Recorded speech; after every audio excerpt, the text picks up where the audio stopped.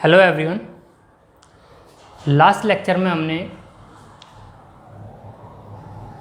Coulomb के नियम को पढ़ा था और जिसका हमने सदिश रूप पढ़ा था और उसमें हमने देखा था कि सदिश रूप के क्या क्या फ़ायदे हैं, यानी कि इसके सदिश रूप पढ़ा था तो उससे हमें क्या पता लगा था। एक तो हमें ये पता लगा था कि जो बल है वो सेंट्रल फोर्स है, यानी कि केंद्रीय बल है, अर्थात वो उसके पथों के अनुदिश कार्य करता है। और दूसरा ये पता लगा था कि जो ये विद्युत बल है ये हमारा, यानी कि जो कूलॉम्बीय फोर्स है या कूलॉम्बिक फोर्स है, वो न्यूटन के नियम को फॉलो करता है, थर्ड रूल को।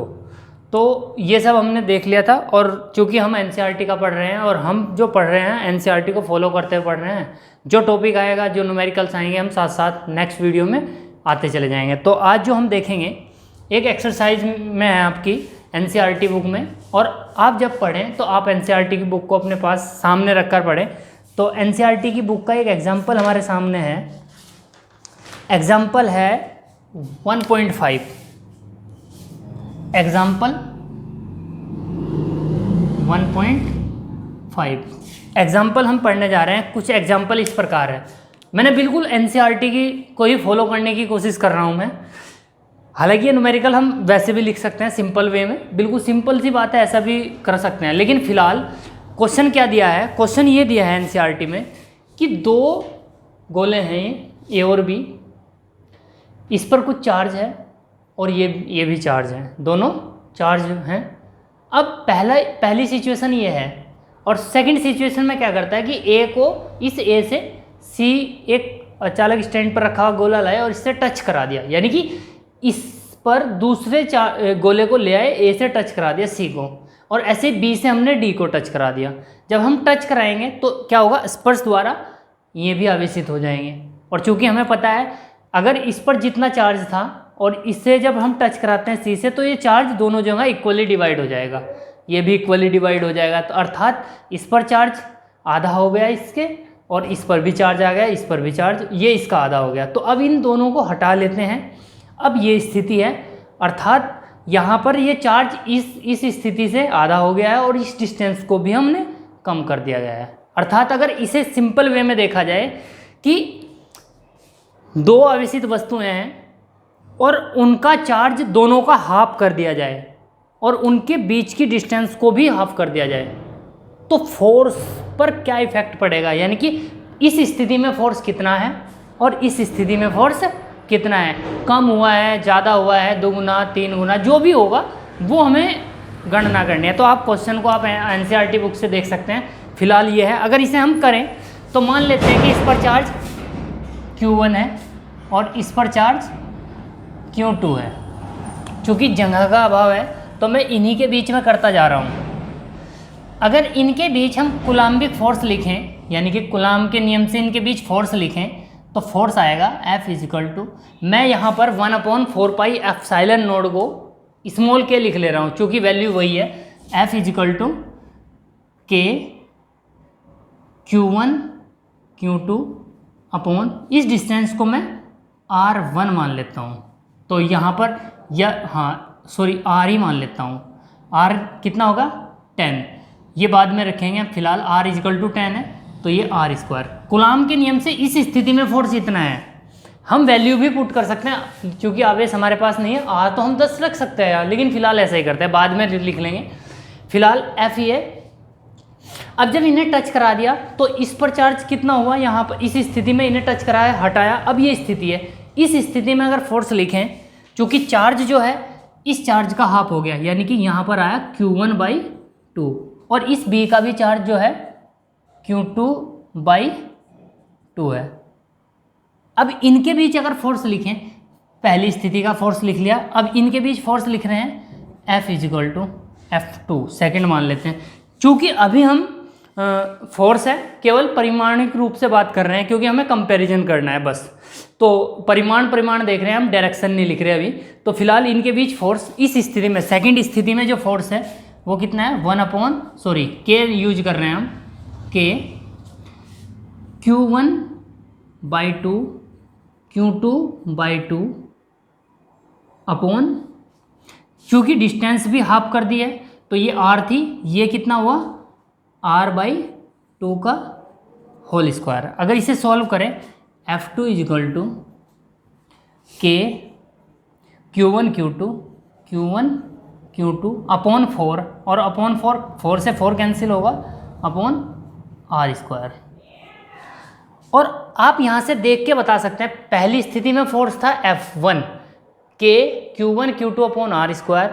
इस स्थिति में भी जब डिस्टेंस को हाफ कर दिया, चार्ज को हाफ कर दिया, तब भी फोर्स कितना है, K Q1 Q2 upon r²।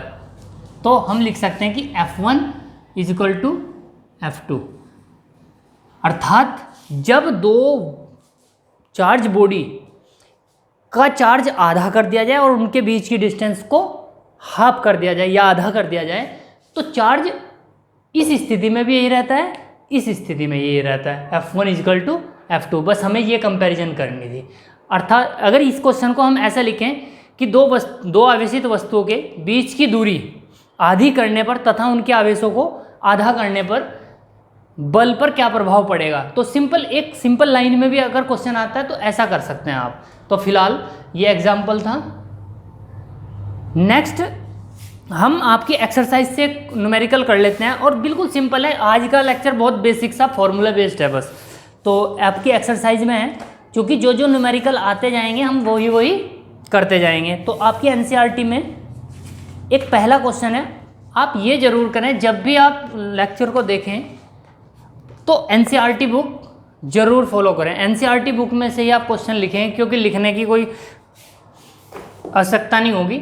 ये एग्जाम्पल लिख रहे हैं, अगर हम एक्सरसाइज लिखते हैं तो समझो ये एक्सरसाइज आपकी मतलब न्यूमेरिकल ना होकर ये एक्सरसाइज का क्वेश्चन है, एक्सरसाइज 1.1। तो इसमें क्वेश्चन कुछ इस प्रकार दिया हुआ है कि जो दो फोर्स, क्वेश्चन मैं एनसीईआरटी से पढ़ता हूँ कि वायु में एक दूसरे से 30 सेंटीमीटर पर रखे दो छोटे आवेशित गोलों पर क्रम से चार्ज इतना और इतना है, इनके बीच का बल, यानी कि दो बॉडी हैं, उन पर चार्ज कितना है। पहली बॉडी का चार्ज दिया हुआ है इन्होंने 2 × 10⁻7 2 × 10⁻7 कूलाम, और दूसरी बॉडी का जो चार्ज दिया हुआ है वो दिया है हमारे पास 3 × 10⁻7 कूलाम। और इनके बीच का जो डिस्टेंस दिया है दोनों बॉडियों के, फॉर एग्जांपल यही मान लो इसका चार्ज इतना है और इसका, और इनके बीच की जो डिस्टेंस है वो 30 सेंटीमीटर है। तो आपको क्या बताना है, इनके बीच बल कितना होगा। तो सीधी सीधी बात है, इसके मतलब बहुत ज़्यादा बेसिक लेक्चर है एकदम। अगर आपको फोर्स निकालना है, आर ये सेंटीमीटर में है, ये कूलाम में है, यूनिट आप चेंज कर सकते हैं। 11th क्लास में बहुत अच्छी तरह से पढ़ाया जाता है। तो आर इजिकल टू कितना आएगा, मीटर में करेंगे जब चेंज 0.3 लिख लेते हैं, 100 से डिवाइड करके 0.3 मीटर। तो अगर फोर्स लिखें 1/K Q1 Q2 upon r², तो F is equal to K 9 × 10⁹ into Q1 2 × 10⁻⁻7 3 × 10⁻⁻7 upon r², यानी कि 0.3 का स्क्वायर होगा, तो 0.3 2 टाइम लिख देते हैं हम।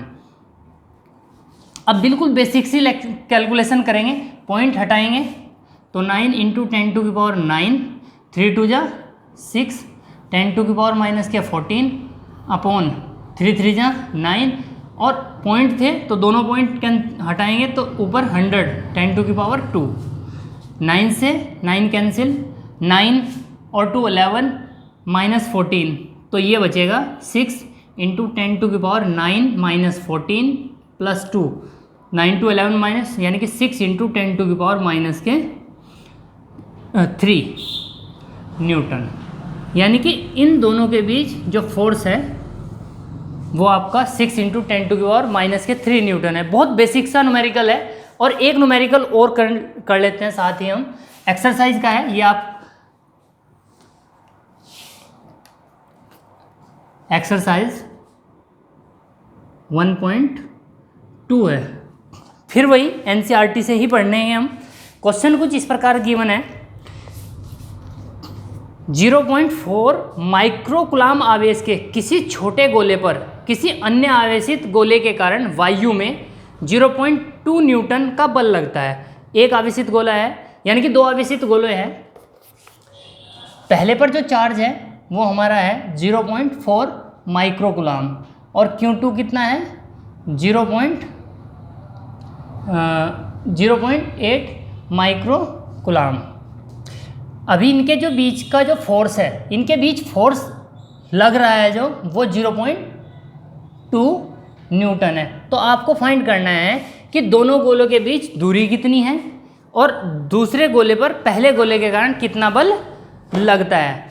तो ये तो जो सेकंड क्वेश्चन है, चूँकि ये बात बताता है कूलाम के नियम में अच्छी तरह बताता है, अगर ये इस पर जितना फोर्स लगाएगा उतना ही फोर्स ये भी उस पर लगाएगा। फॉर एग्जांपल एक ऐसा मैंने उसमें बताया भैया कूलाम के नियम में, अगर मान लो ये बॉडी है और इसका चार्ज 100 कूलाम है और ये एक बॉडी है इसका चार्ज 1 कूलाम है, 1 कूलाम, तो जितना ये फोर्स इस पर लगाएगा उतना ही ये इस पर फोर्स लगाएगा। यानी कि जो सेकंड क्वेश्चन है कि दूसरे गोले पर पहले के कारण कितना बल लगेगा 0.2 न्यूटन ही लगेगा। ये तो सेकंड का आंसर हुआ। और दोनों गोलों के बीच कितनी दूरी है, तो चूंकि फॉर्मूला हमारा F = K Q1 Q2 upon R² है। F आपको गिवन है, Q1 Q2 आप गिवन है और R आपको फाइंड करना है। तो R² कितना हो जाएगा आपका K Q1 Q2 upon F। तो इसमें आप वैल्यू पुट करें और ये आप समय से ट्राई करें। बिल्कुल बेसिक है ये क्वेश्चंस। तो फिलहाल आज के इस लेक्चर में तो इतना ही। नेक्स्ट लेक्चर जो होगा उसके न्यूमेरिकल्स, जैसे हमने आपको इसका सदिश रूप में कूलाम के नियम को पढ़ाया था, और इसके बाद जो नेक्स्ट लेक्चर में न्यूमेरिकल्स आएंगे वो थोड़े अच्छे हैं। तो फिलहाल तो हम NCERT के पढ़ रहे हैं और कुछ अगर आवश्यकता पड़ेगी तो एक्स्ट्रा न्यूमेरिकल भी करा दिए जाएंगे साथ साथ। तो फिलहाल आप इन्हें नोट करें और मिलते हैं नेक्स्ट लेक्चर में। धन्यवाद।